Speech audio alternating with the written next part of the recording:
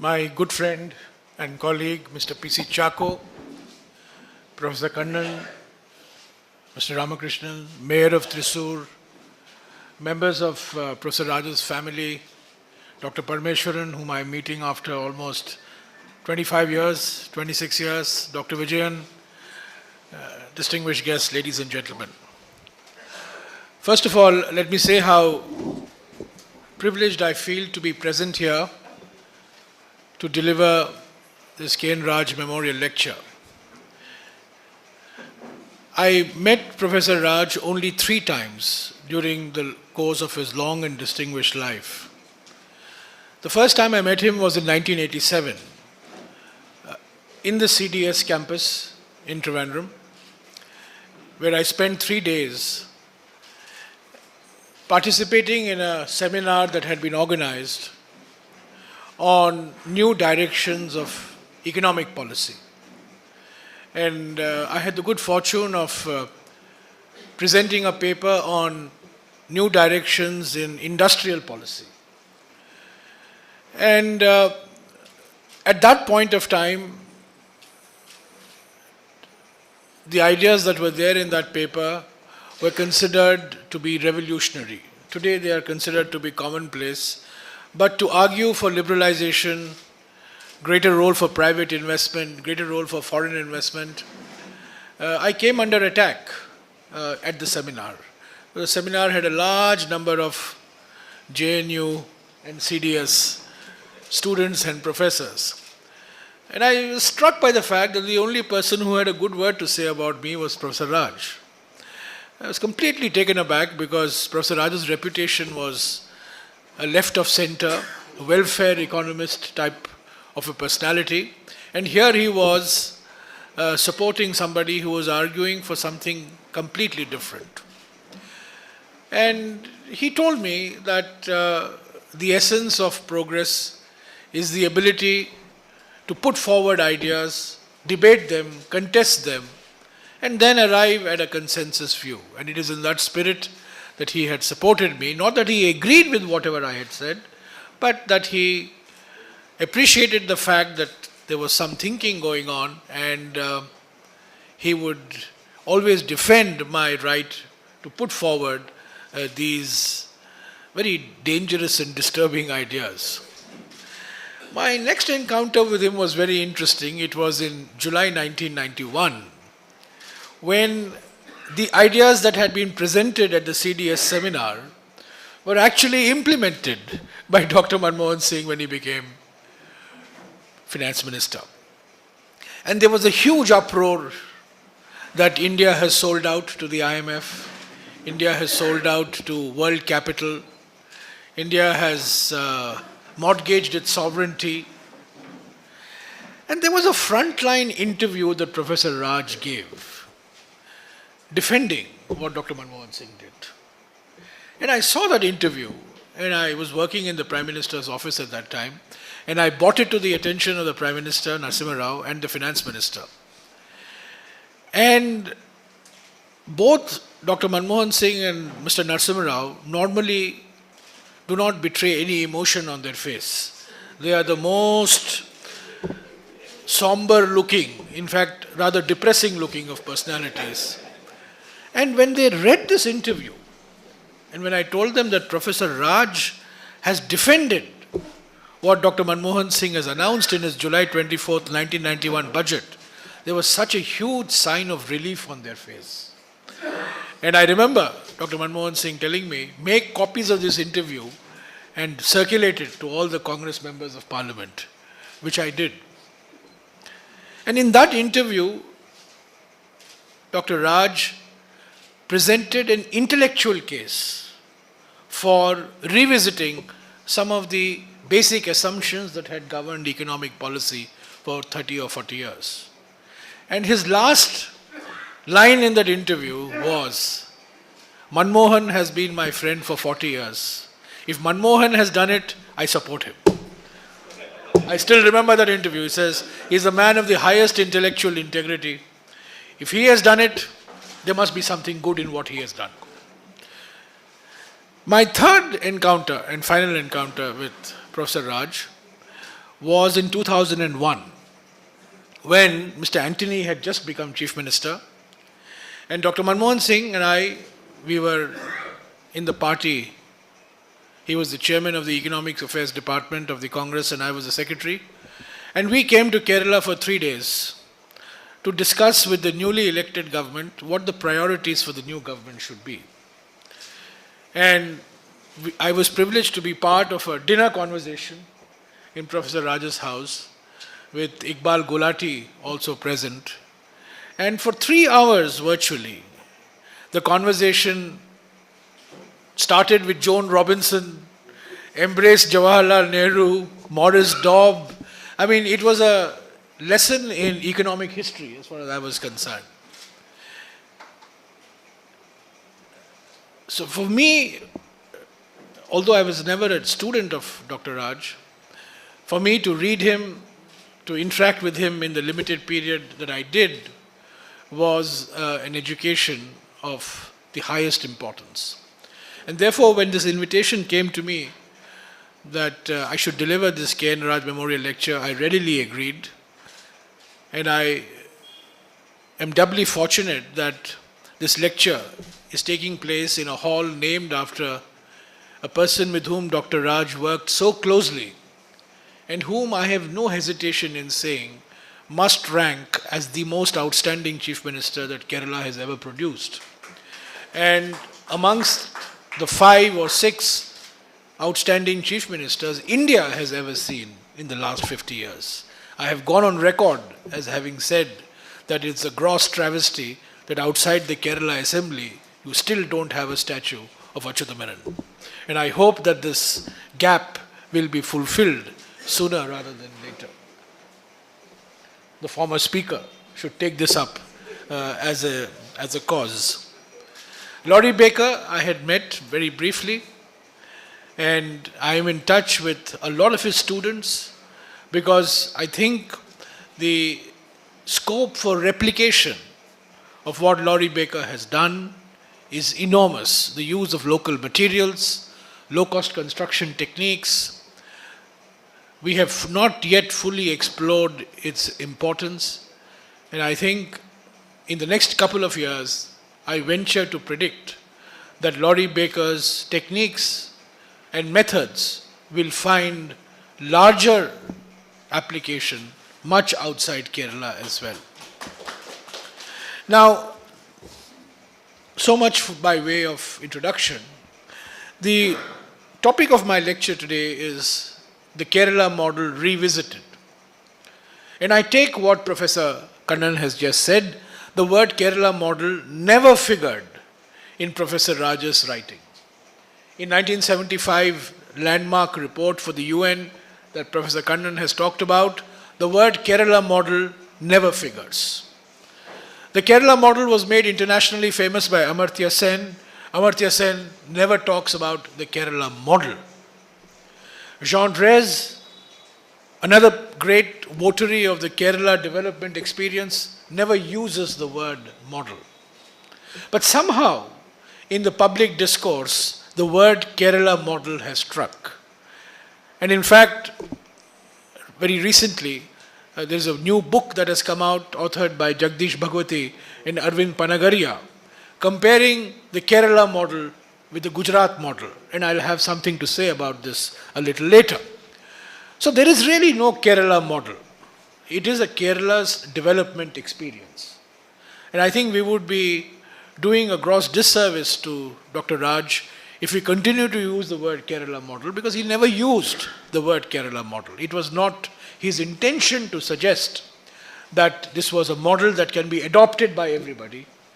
He was at pains to point out that there was a peculiar historical and social setting which enabled Kerala to embark on this development experience, which may not prevail in other states of the country.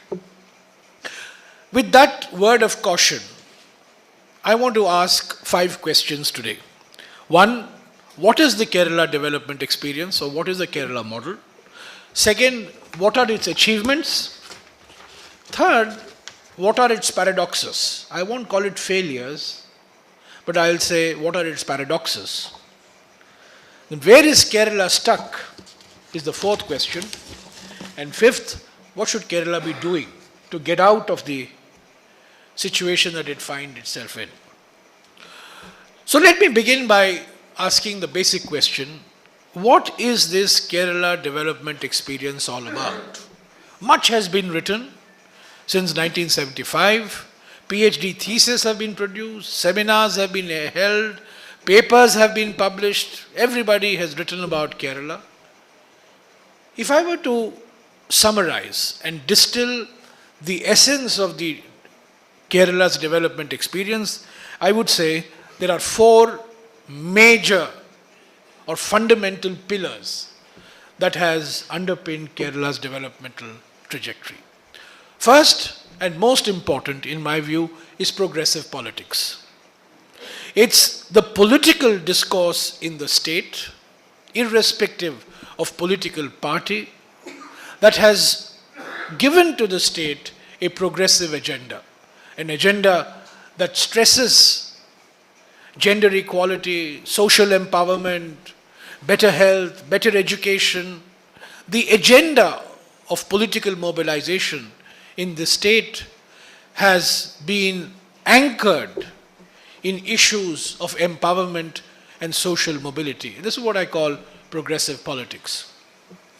Second pillar of the Kerala development experience has been certainly welfare economics, which is a direct assault on educational inequality, a direct assault on health inequality, a direct assault in inequity in land distribution and therefore land reforms.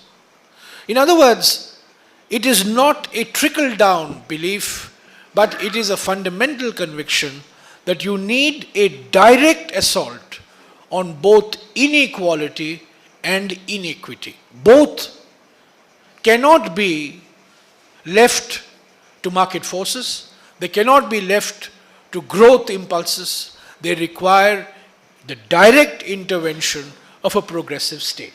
That is what I would call as welfare economics, and that is what has underpinned Kerala's experience. Third pillar of Kerala has been a reformist civil society. Now, this reformist civil society is not a new phenomenon. It goes back 100 years, and it is that civil society in many ways that has fueled the progressive agenda which political parties have subsequently adopted. And I will argue a little later that one of the fundamental differences between North India and South India is the fact that reformist movements in South India go back 100 years, whereas North India did not have the type of reform movements that South, and particularly Kerala, has had for a number of reasons. And that has had its impact on political and economic life in the northern part of the country. So reformist civil society going back to 100 years, which stressed caste equality, which stressed gender equality, which stressed the value of education and literacy. These are all did not come to the political parties from thin air. It came to the political parties because these were an integral part of civil society's agenda going back to the beginning of the 20th century. And fourth pillar of the Kerala's development experience has been social harmony. Now one can argue why this social harmony is peculiar to Kerala.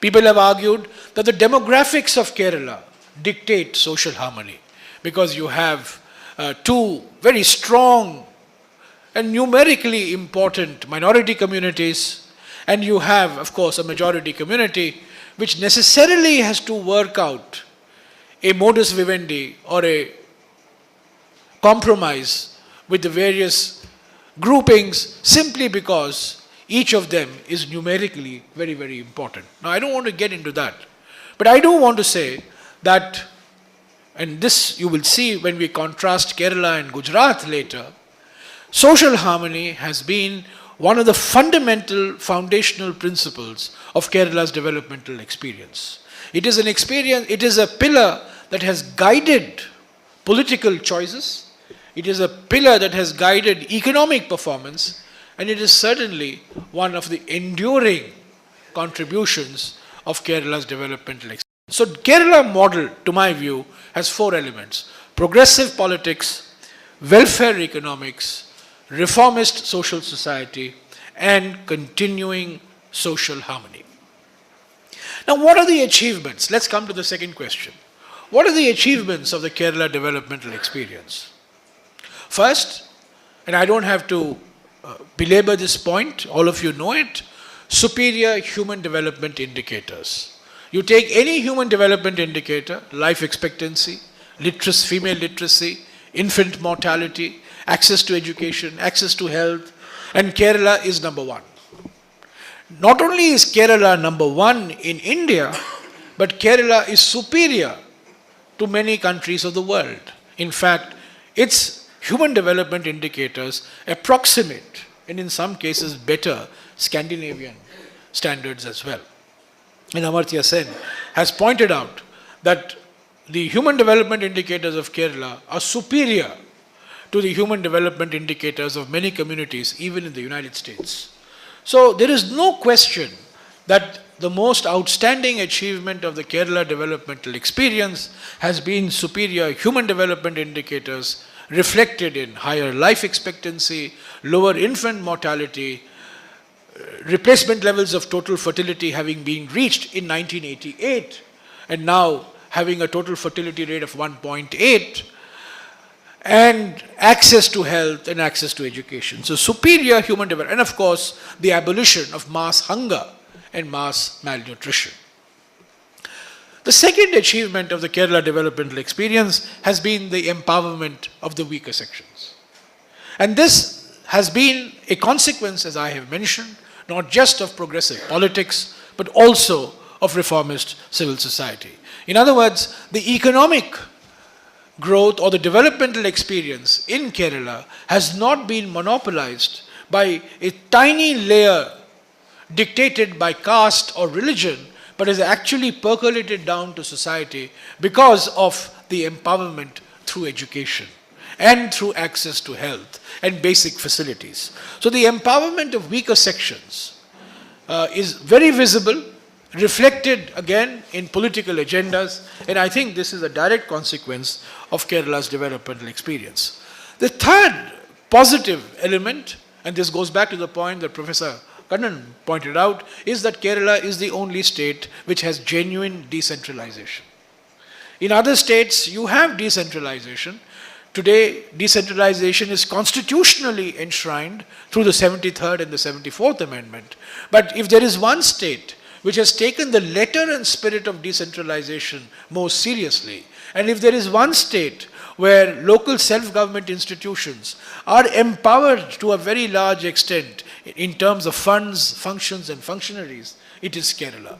And I think this is one contribution of Kerala's developmental experience, and this, as Professor Kannan pointed out, owes a lot, in fact, to the early writings of Professor Raj, who argued for decentralization, not as a consequence of economic development, but decentralization as a route to economic development. Fourth positive achievement of the Kerala development experience has been enormous accountability leading to lower corruption. Now, this, I don't have figures to prove this, but I would argue that perhaps corruption is the least in Kerala compared to most other states. And one of the reasons for that is the enormous influence of mass media, the enormous influence of institutions of civil society, and the competitive political culture which instills in public life a culture of transparency and accountability that is not prevalent in other states of the country. And fifth achievement, which will come as a surprise to you, as it has to many, that Kerala's growth experience has not been all that negative as it is made out to be. In fact, in the literature, Kerala is held out to be an example of a high social development achieving state, but a low economic growth rate state. And I have consistently challenged this assumption because if you look at the figures, Kerala has not been an economic basket case. You look at, I have done this exercise in a paper that I had published some time ago. If you look at Kerala's economic growth in the decade 1960 to 1980, Kerala's annual rate of growth was 3.1%, when all India growth rate was 3.4%. So Kerala was not an economic basket case. In the decade of 1980 to 2000, Kerala's growth rate, annual growth rate was 4.6%, when all India growth rate became 5.7%. So it was again not an economic growth, it's not an economic basket case.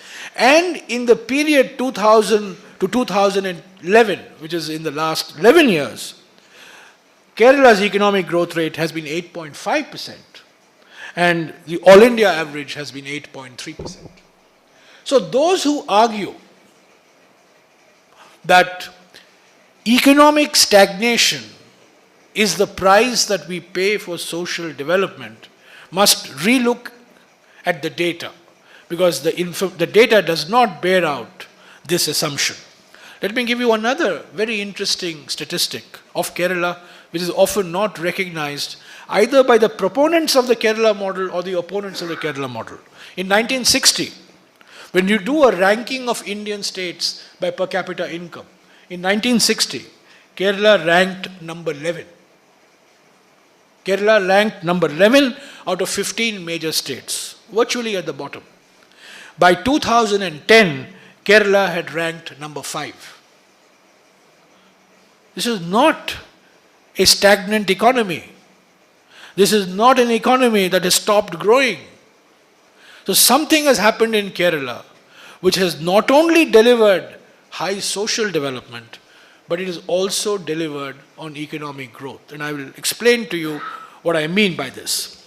So, the 5 achievements of the Kerala development experience: 1, superior human development indicators; 2, empowerment of weaker sections; 3, genuine decentralization; 4, enormous accountability leading to lower corruption; and 5, growth itself not being unimpressive, and wrong to say that there has been economic stagnation in Kerala. Now, what are the paradoxes of this developmental experience? I don't want to use the word failure. There are so many TV channels are here, and tomorrow the headline will be that Union Minister says Kerala model has failed. I know they are in search for a bite. So I deliberately use the word paradox. I have not said the failures of the Kerala model. What is the paradox of these achievements? These achievements have come, but in the process of having these accomplishments, certain questions have also arisen. And let me suggest to you a couple of them, which are indeed most intriguing. Kerala has the highest unemployment rate in India. Now, all unemployment data in India, in my view, are bogus. Professor Kannan, Dr. Joseph, they are more meticulous economists. I am not one. But I can tell you, unemployment data, most unreliable. Officially, only 3.8% unemployment rate in India. Officially. So by this official bogus rate of 3.8, the officially unemployment rate in Kerala is 9.3. 3 times the level of unemployment in Kerala as compared to India. So let's not worry about whether it's 3 or 10 or 20. If X is the unemployment rate in India, 3X is the unemployment rate in Kerala. It's the highest unemployment rate in the country.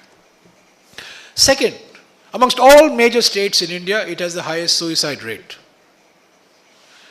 Only Chhattisgarh, amongst the major states, has a higher suicide rate. Andaman and Nicobar Islands and Sikkim are 2 states which have higher suicide rates. Suicide rates, I mean, in terms of number of suicides per 100,000 of population. But if you take the major states, Kerala certainly has amongst the highest suicide rates in the country. Third, it has a huge and I would say disproportionate dependence on remittances. 30% of gross state domestic product is now coming from remittances alone. 30%. It's not 5% or 10%. It's 1/3 of the entire GSDP of Kerala is coming from remittances. And this has both positive as well as negative effects, as I shall explain a little later. Fourth, and this is a point that I made to Professor Raj in 1987, and he saw the point that I made, that Kerala today is dependent on federalism more than many other states. What do I mean by this? What I mean by this is that if Kerala were an independent country, and if Kerala had followed the Kerala model, Kerala would become a Sri Lanka.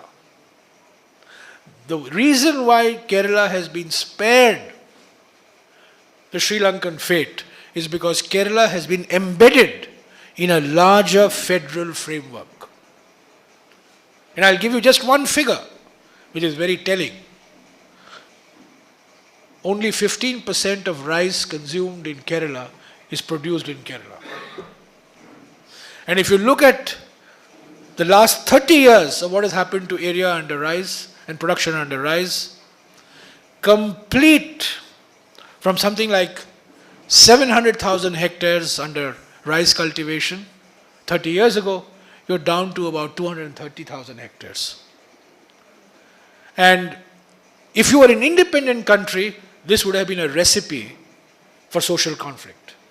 But since you're part of India, rice can come from Punjab all the way down to Kerala.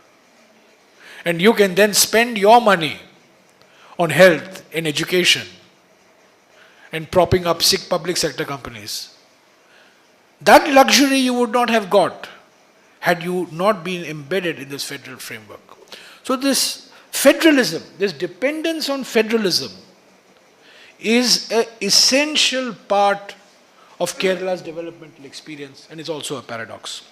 Fifth, while we celebrate the empowerment of the weaker sections, the fact of the matter is that there are large communities in Kerala who have been bypassed, both in terms of social as well as economic indicators.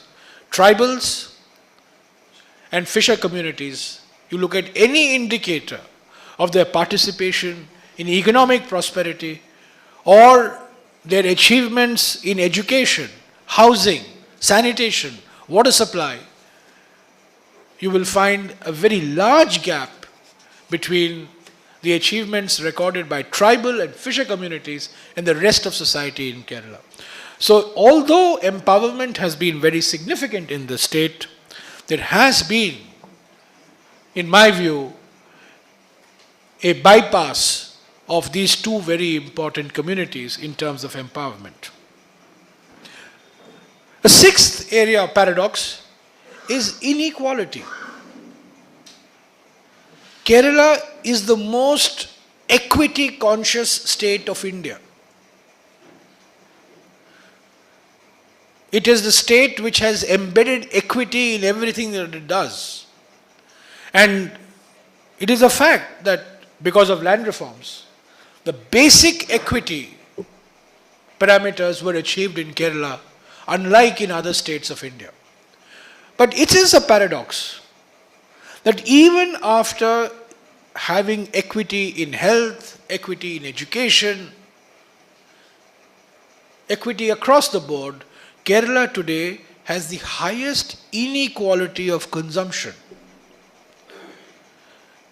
Those of you who are economists, if you look at the data on Gini coefficients, the Gini coefficient on consumption inequality is the highest in Kerala compared to all other states, and the margin is quite substantial. So it is a paradox that in the vast ocean of equity, you have now suddenly become an area where you have these inequalities predominating. And I think one of the consequences of remittances has been an impulse towards greater inequality. In fact,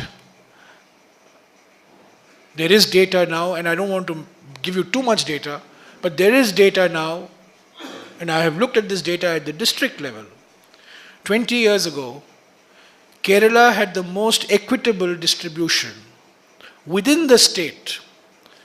You could not, intra-state disparities were not as sharp and major in Kerala as they were in Tamil Nadu, or in Karnataka, or in Andhra, or in Gujarat, or in UP. But today, intra-state disparities is a major political and economic issue in Kerala.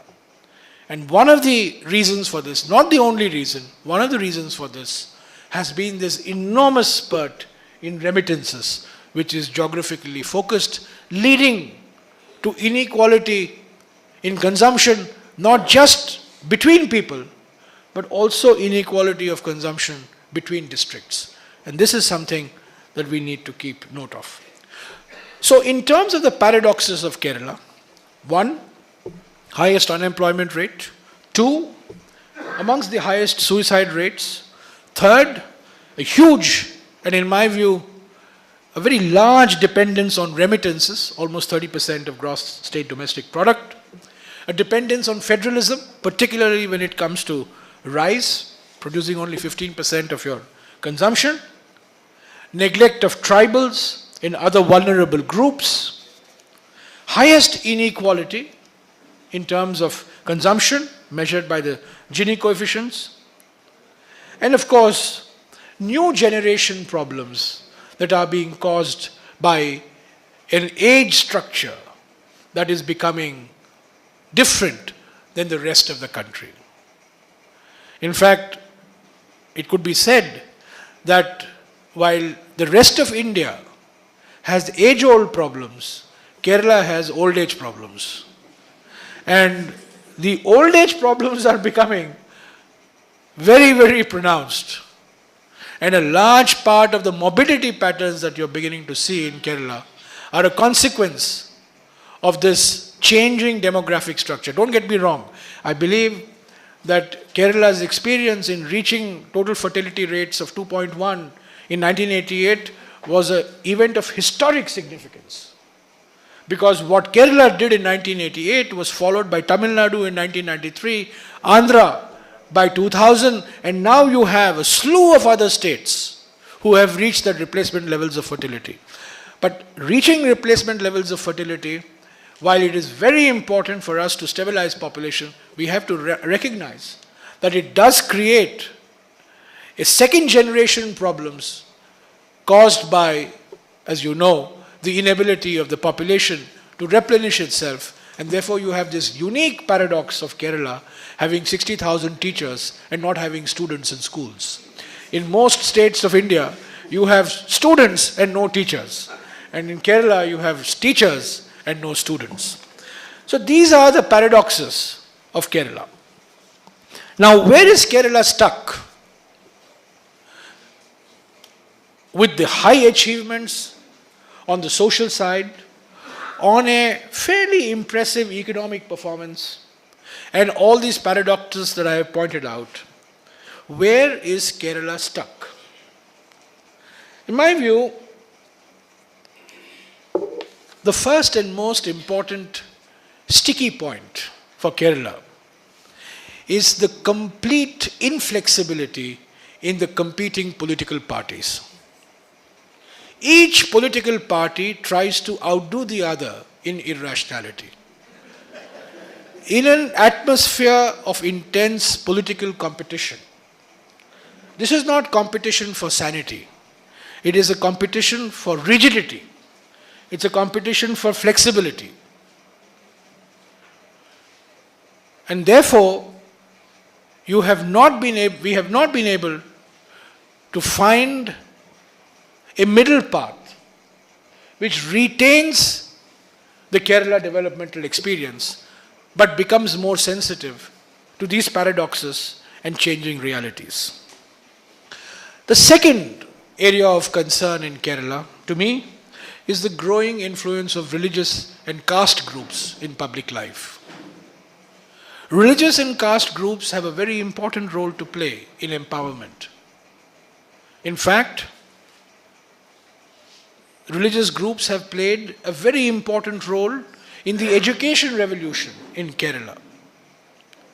60%, at one point of time I had worked out that 60% of all primary school expenditure was the state government's funding, but the delivery was through social and religious organizations.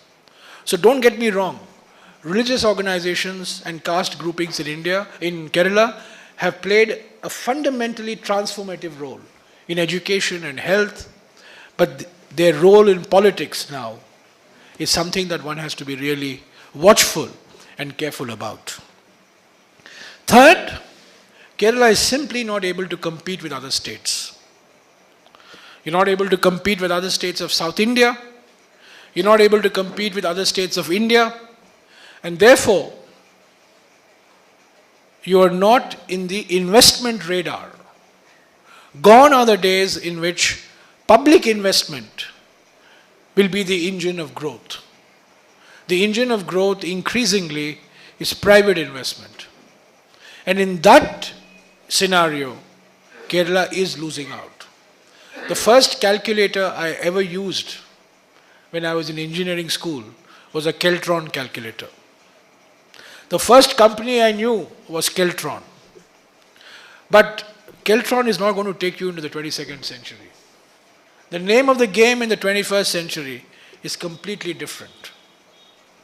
And I think we are barking up the wrong tree if we are going to assume that public investment, particularly in manufacturing and services, is going to fuel the generation of employment that is required in the state. Which brings me to my fourth area of concern, which is Kerala is simply not able to generate productive jobs. And that's why huge migration, not a bad thing in itself, huge remittances, not a bad thing in itself, but how much better it would be if you're able to generate jobs in your own state. And finally, the productive sectors of the economy are showing stagnation. There are certain service sectors, of course, that are showing growth. And I think we need to understand where this 8% growth is coming from. As I mentioned to you, Kerala now is not a slow growth economy. It's an 8% economy. But where is this growth coming from? Is a very, very serious question that we have to ask. So now let me go to the final section of what I want to say, is what is the way ahead for Kerala? Having identified the achievements of Kerala, having identified what its paradoxes are, having identified where it is stuck,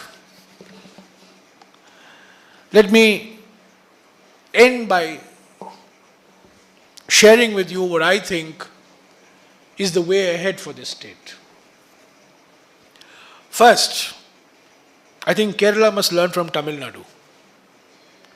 The era of Tamil Nadu learning from Kerala is over. Tamil Nadu has learnt a lot from Kerala.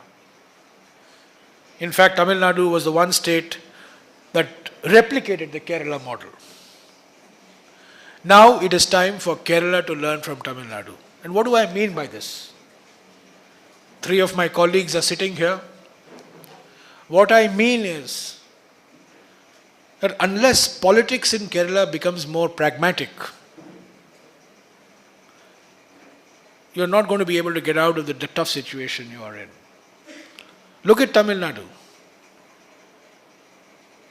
Whatever permutation and combination of MK, can be ADMK, DMK, K, MK, makes no difference to development. There is an underlying developmental ethos. There is an underlying developmental ethic that is immune to political competition. I think political competition is very healthy. It's the essence of democracy. But political competition, if it endangers economic performance, is not something that we should be embracing wholeheartedly. I agree with Professor Raj. We are not, I know there are many admirers of Stalin in this state, but we are all Democrats. We want democracy. So the essence of democracy is political competition. But unless politics becomes more pragmatic, and unless politics opens up windows to more divergent viewpoints, you are not going to be able to get out of this morass which the state is in. Intellectual opinion in Kerala is a monoculture opinion. It does not embrace multiplicity of views.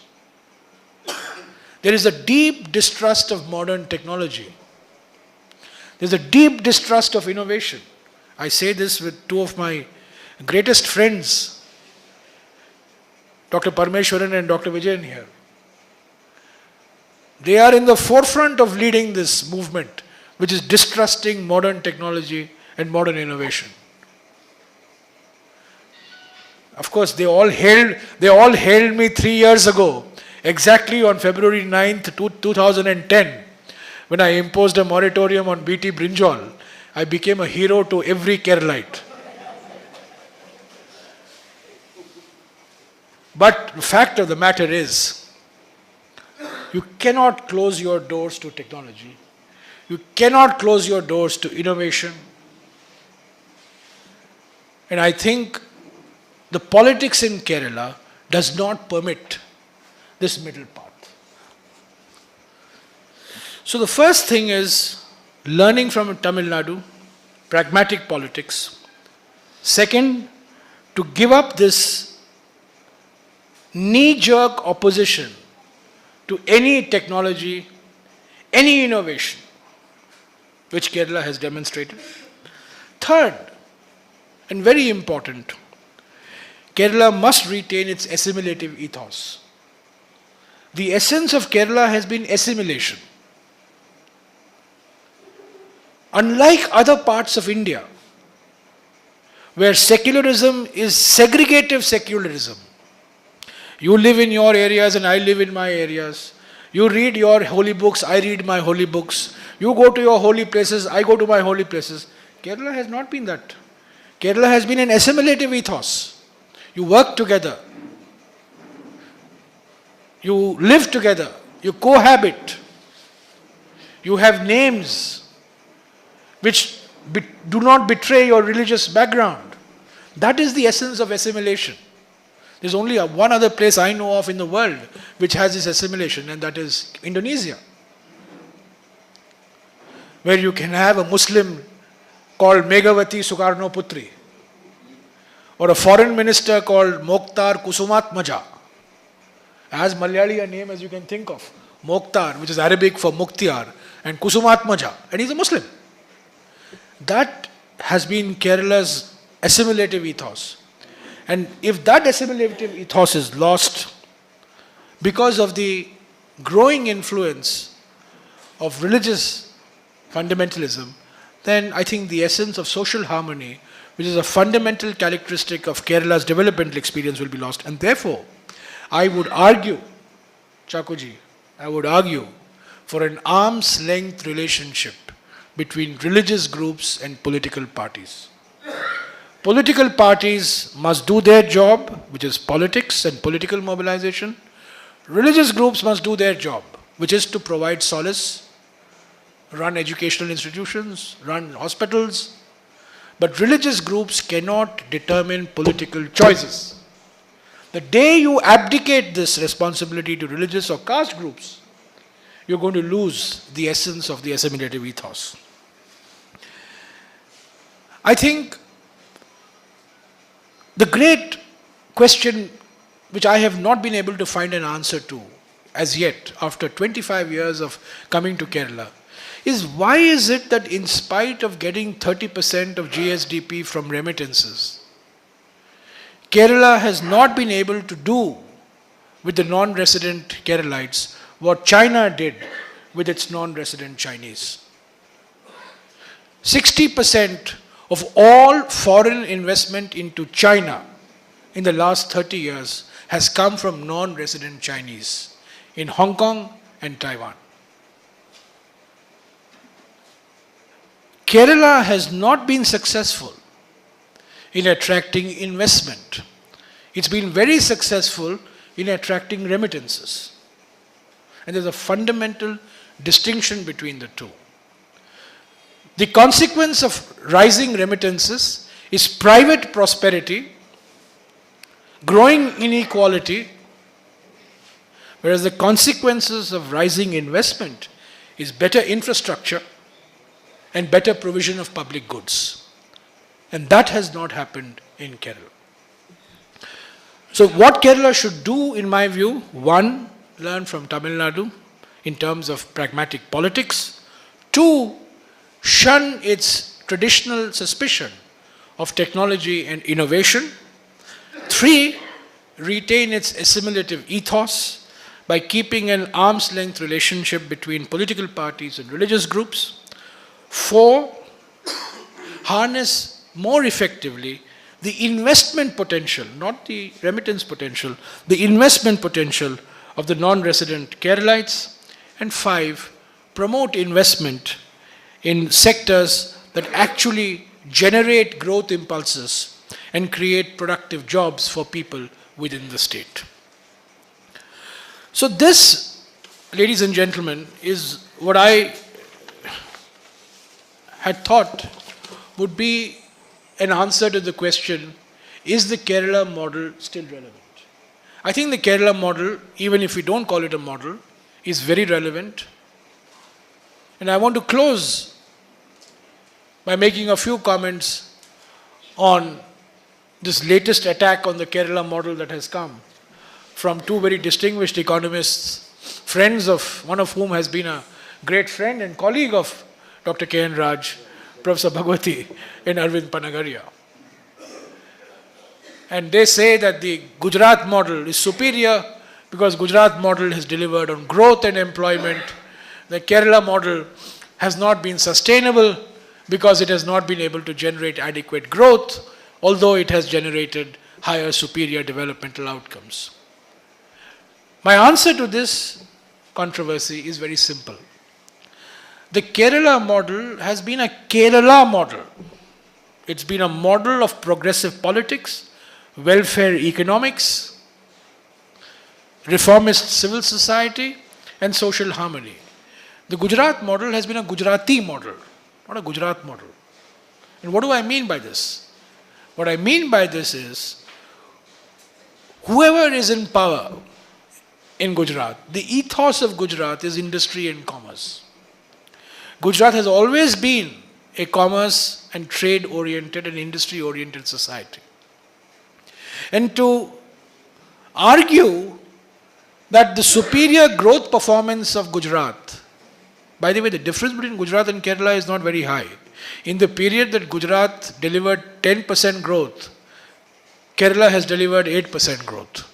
So it's not a difference between 10% and 4%. It's a difference between 10% and 8% over a period of a decade. But on every other indicator, health, education, hunger, nutrition, infant mortality, Kerala scores higher than Gujarat. So I think it's wrong to posit the two, as has been attempted to be done.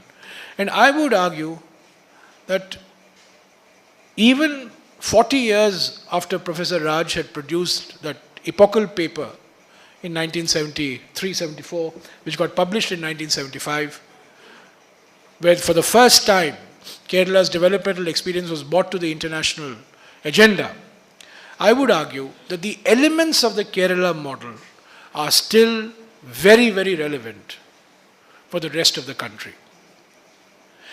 So at a time when the rest of the country embraces elements of the Kerala model, I think Kerala itself must look beyond what it has accomplished and move to the next stage and not get stuck and ossified into a permanent fixture that we have accomplished all that is required to be accomplished.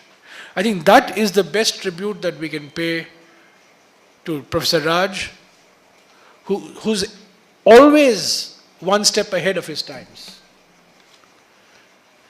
I asked Professor Raj once in 1987 a very impertinent question. I said, "Sir, you are considered to be the father of, the guru of all the left-wingers. But I'm struck by the fact that the first report to call for price decontrol in India was a report submitted in 1962, chaired by the then Vice Chancellor of Delhi University, called Dr. K.N. Raj. In 1962, Dr. Raj recommended what Dr. Manmohan Singh did in 1991, which is remove price controls on distribution of steel. So he was far ahead of his times. His ability to engage with ideas, his ability to see beyond what is happening today, I think was unique. And I think it is only appropriate that today, as we recall his memory, we also not recall his memory like all of us Indians normally do in a ritualistic manner, but actually try and imbibe some of the values that he stood for. And to my mind, as Professor Kannan said, he was not just an economist, but he was really a humanist. He was a public intellectual in every sense of the term, who was willing to engage with diverse opinions, diverse points of view, and admit that he may well have been wrong in some opinion he may have held at some earlier occasion. So once again, let me thank Costford and members of the Dr. Raj family for being here. It's a unique opportunity for me, and I consider myself very fortunate that I have been here today. Thank you.